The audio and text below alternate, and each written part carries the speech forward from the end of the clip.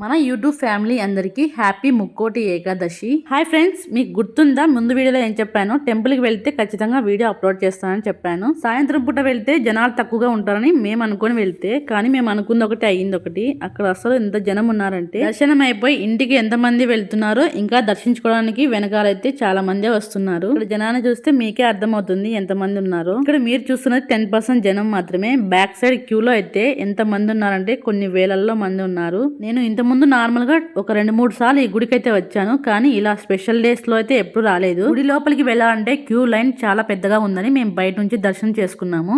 గుడి లోపల మీరు చూడాలనుకుంటే ఇక్కడ నేను ఇమేజెస్ యాడ్ చేస్తున్నాను, ఒకసారి మీరు చూడండి. ఇది నేను ఇంత ముందు వెళ్ళినప్పుడు తీసిన ఫొటోస్. ఇంతకీ టెంపుల్ పేరు చెప్పలేదు కదా, శ్రీ లక్ష్మీ వెంకటేశ్వర స్వామి టెంపుల్.